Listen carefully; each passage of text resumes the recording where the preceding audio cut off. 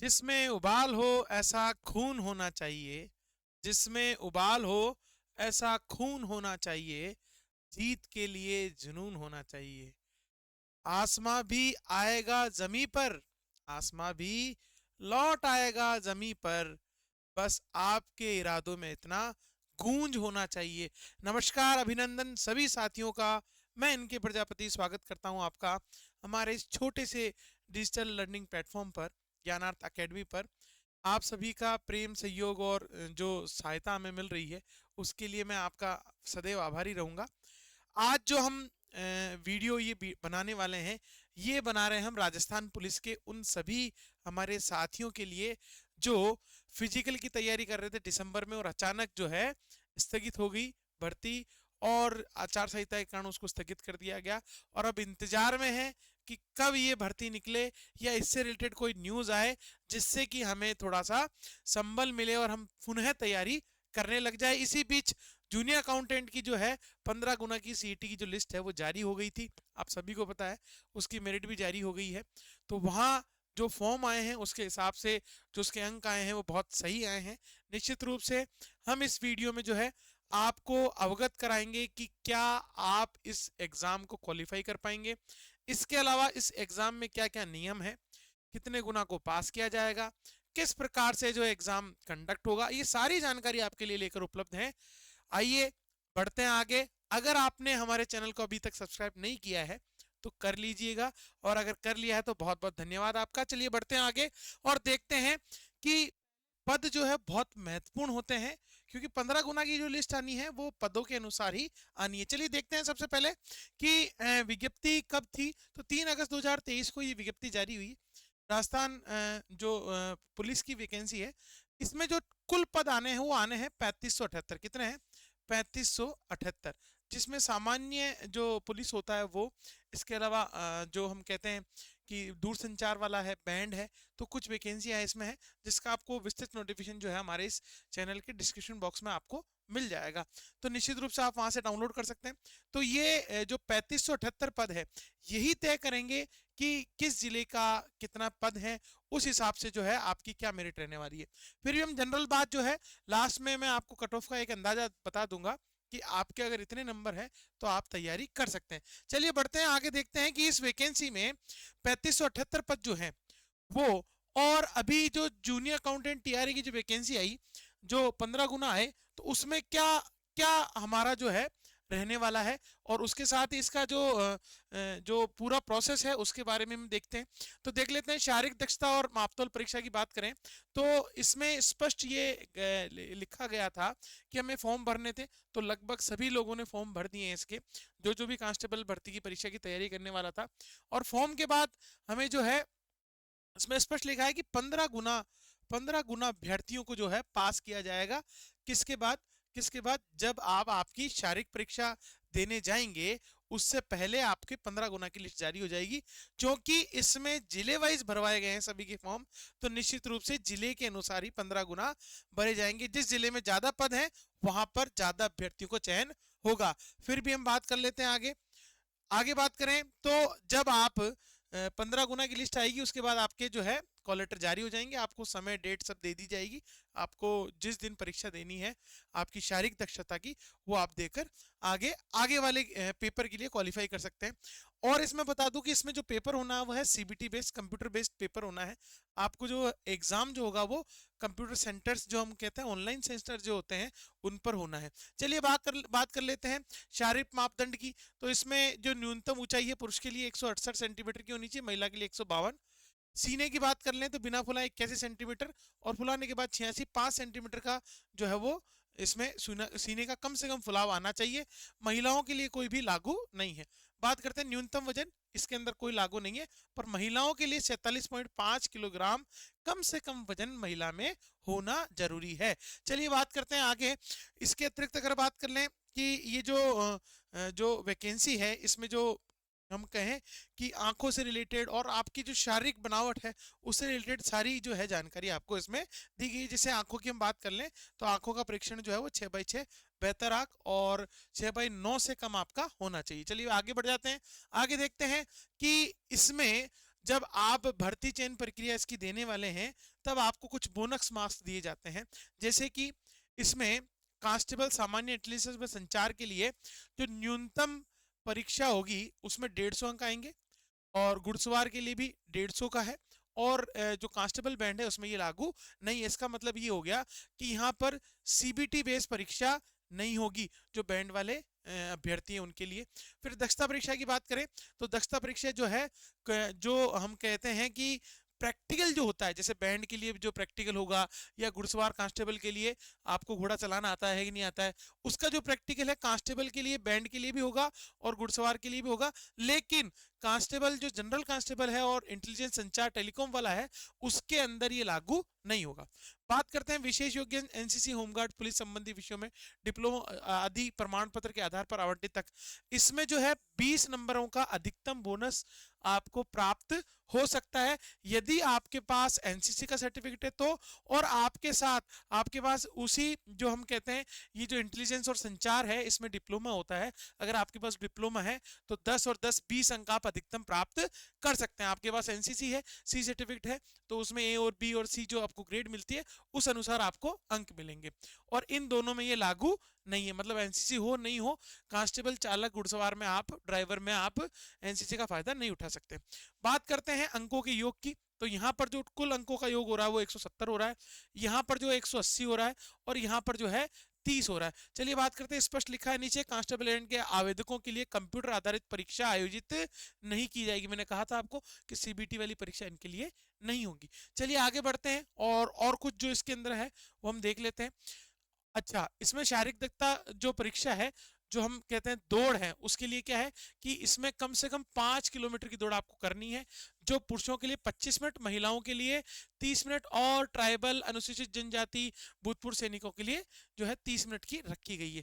चलिए आप आगे भी इसमें ये लिखा है कि गर्भवती महिलाएं जो है इसमें भाग नहीं ले सकती, अगर वो भाग लेती है तो स्वयं की एक तरीके से जिम्मेदारी पे वो भाग ले रही है, और उसके लिए आपको मेडिकल बोर्ड से जो है परीक्षण करवा के आना पड़ेगा। चलिए आगे बढ़ते हैं कि इसमें सिलेबस क्या रहने वाला है। तो 150 अंकों का प्रश्न पत्र होने वाला है। 150 में 3 पार्ट हैं, ए, बे और से 3 पार्ट है। तो ए के अंदर तार्किक विवेचना, तार्किक योग्यता, इसका मतलब रीजनिंग के 60 प्रश्न आएंगे और 60 ही अंकों के हैं। उसके बाद हम बात करें सामान्य ज्ञान, विज्ञान, सामाजिक विज्ञान, समसामयिक विषयों, महिलाओं बच्चों के अधिकार व उनके, राजस्थान सरकार द्वारा विभिन्न योजनाएं व संस्थाओं के संबंध में जो जानकारी है, इनके जो है 45 क्वेश्चन आएंगे और 45 ही अंक आपको दिए गए हैं। और उसके बाद राजस्थान का इतिहास, कला, संस्कृति, राजनीतिक, आर्थिक स्थिति इत्यादि जो है ये 45 अंकों के आएंगे, और 45 नंबर कुल मिलाकर जो मेरिट जाएगी वो 150 में जाएगी। और अगर आप वो 3 कैटेगरियां जो ऊपर दी गई थी जिसमें 180 170 का जो बन रहा था वो भी आपको देखने को मिलेगा। चलिए आगे बढ़ते हैं, आगे देखते हैं। एनसीसी अगर आपके पास है तो एनसीसी का सी सर्टिफिकेट है तो आपको 10 में से 10 मिलेंगे, पी है और ए है तो आपको 8 और 6 अंक मिलने वाले हैं।